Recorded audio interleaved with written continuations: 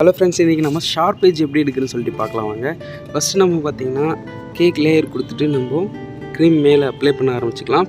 இது வந்து first coating தான். இது ஃபஸ்ட்டு வந்து க்ரம் கோட்டிங் சொல்லுவாங்க.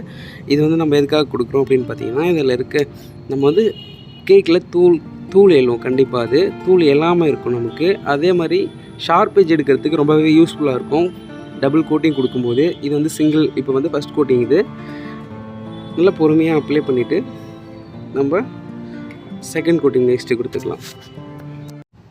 நம்ம டபுள் கோட்டிங் கொடுக்கும்போது ஃபஸ்ட் கோட்டிங்கில் பார்த்திங்கன்னா, நம்ம ஃபஸ்ட் கோட்டிங் பார்த்திங்கன்னா கம்மியாக க்ரீம் கொடுக்குறதுனால லைட்டாக தூள் தெரியும்.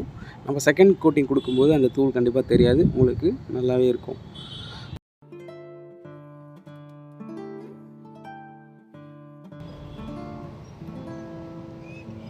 பிகினராக இருந்தீங்கன்னா உங்களுக்கு ஃபஸ்ட்டு செய்யும்போது கண்டிப்பாக கொஞ்சம் கஷ்டமாக தெரியும். நீங்கள் கண்டிப்பாக ட்ரை பண்ணிகிட்டே இருந்தீங்கன்னா கண்டிப்பாக உங்களால் செய்ய முடியும். பாருங்கள், ஃபஸ்ட்டு க்ரம் கோட்டிங் நம்ம முடிச்சிட்டோம்.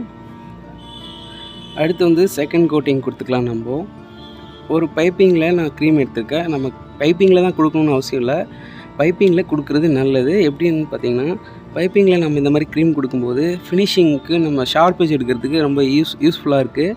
அதனால் நான் வந்து ஒரு பைப்பிங்கில் இந்த மாதிரி க்ரீம் கொடுத்துக்கிறேன்.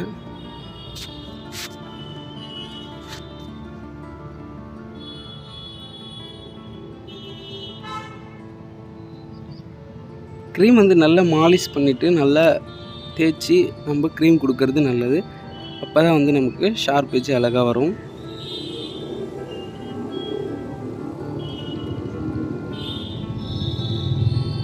பாருங்க, இந்த மாதிரி ஒரு கார்டு எடுத்துக்கோங்க. நீங்கள் கார்டு எடுத்துகிட்டு நம்ம பக்கத்துலேயே தண்ணி வச்சுக்கலாம். ஹாட் வாட்டரில் நார்மல் வாட்டர் தான்.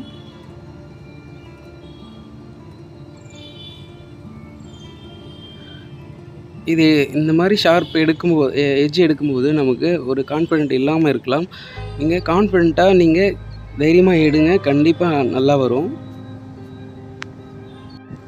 அவ்வளோதான். பாருங்கள், ஒரு டைம் நம்ம முடிச்சிட்டோம். இன்னொரு டைம் பண்ணிக்கலாம். ஏன்னா கொஞ்சம் முன்ன பின்னே இருக்குது, ஷார்ப் எட்ஜ் சரியாக வரல.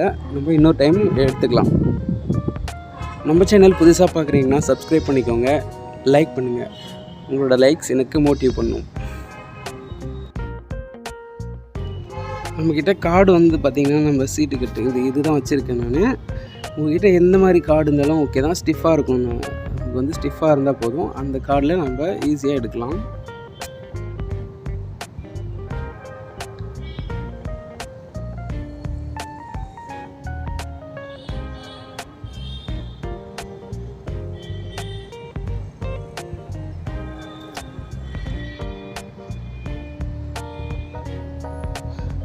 உங்களுக்கு நீங்கள் 2 டைம் பண்ணிவிட்டு கூட நீங்கள் ஷார்ப் எட்ஜ் சரியாக வரல அப்படின்னும்போது நீங்கள் திரும்ப இன்னொரு டைம் கூட நீங்கள் அதே மாதிரி திரும்பவும் ட்ரை பண்ணிக்கலாம்.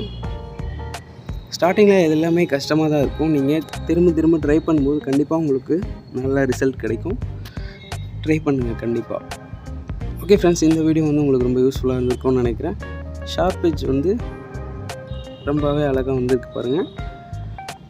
அண்டு நெக்ஸ்ட் ஒரு வீடியோவில் நான் சந்திக்கிறேன். சப்ஸ்கிரைப் பண்ணாதவங்க சப்ஸ்கிரைப் பண்ணிக்கோங்க, லைக் பண்ணுங்கள், ஷேர் பண்ணுங்கள். நெக்ஸ்ட் வீடியோவில் நான் இந்த டிசைன் பண்ணுறது அப்படின்னு சொல்லிட்டு ஒரு வீடியோவாக நான் போடுறேன், பாருங்கள். தேங்க்ஸ் ஃபார் வாட்சிங்.